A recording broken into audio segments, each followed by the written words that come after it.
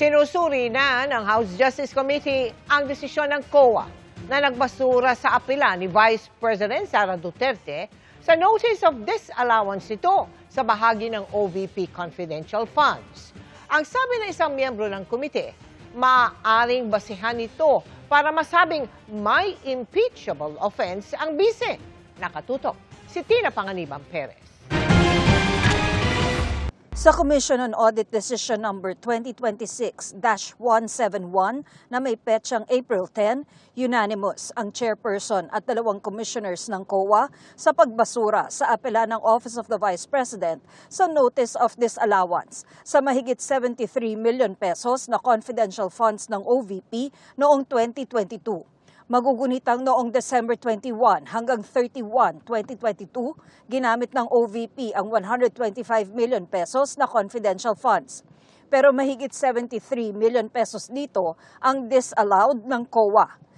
Kasama rito ang mahigit 69 million pesos na halaga ng pabuya in cash, in kind at gamot sa mga informant na sabi ng COA ay dapat suportado ng mga tamang dokumento na magpapatunay na matagumpay ang isinagawang surveillance operation.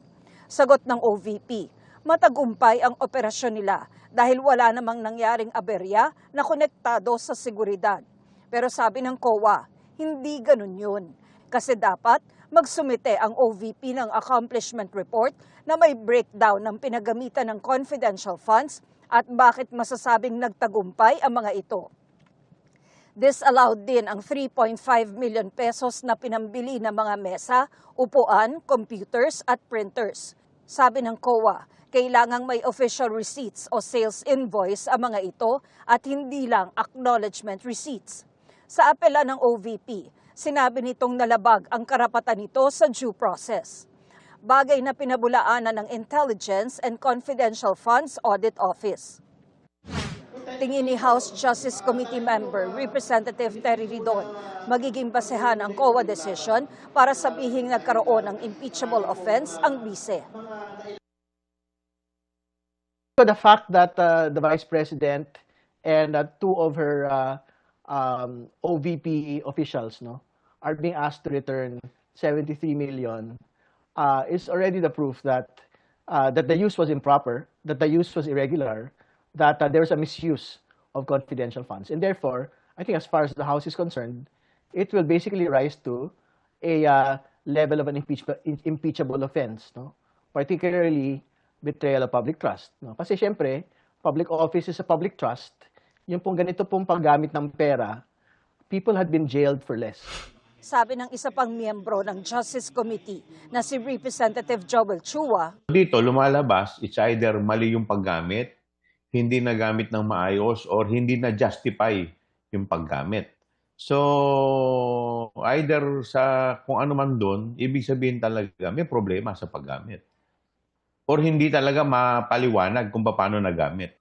Panawagan ni House Deputy Speaker Paulo Ortega V na endorser ng Cabrera impeachment complaint, ibalik ni VP Duterte ang 73 million pesos at panagutan ang kanyang nagawa. Pero kapag isinauli ba ng bise ang 73 million pesos, wala na siyang impeachable offense? Hindi din po ma-absolve kung meron pong impeachment proceedings laban sa kanya. Kasi nga, yung pong acts ng misuse of confidential funds would constitute already a betrayal of public trust and impeachable offense ho yun. So, we will continue to proceed against the Vice President even if she actually returns yung pong 73 million.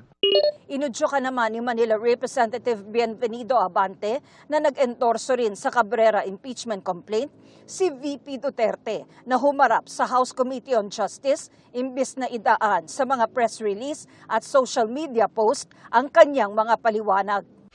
Naniniwala ang ilang miyembro ng House Committee on Justice na mabigat ang mga nalantad na sa komite laban kay Vice President Sara Duterte.